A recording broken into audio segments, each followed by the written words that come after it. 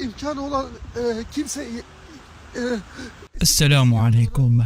تداول رواد مواقع التواصل الاجتماعي خبر وفاة نجم التيك توك التركي ياسين جنكيز، وذلك بعد وقوع زلزال مدمر في تركيا الذي أوذى بحياة الآلاف من المواطنين.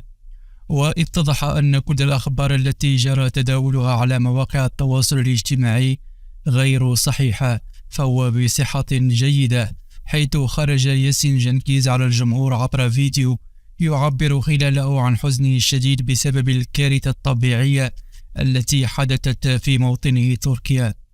وتفاعل مع الفيديو الملايين من المتابعين لياسين جنكيز عبر موقع التواصل الاجتماعي تيك توك، معبرين عن حبهم الشديد له وحزنهم عما جرى في تركيا. يعتبر ياسين جنكيز نجم التيك توك ورجل الأعمال التركي الجنسية، اكتسب شهرة هائلة على الإنترنت خلال ذروة التطبيق.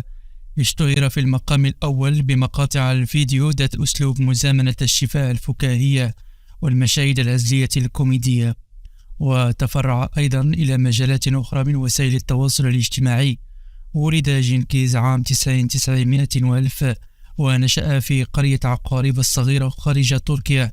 غادر مسقط رأسه إلى لندن في العام 2015، حيث عمل في البداية كحارس أمن، ويعتبر من أصول تركية وهو ناشط مهم.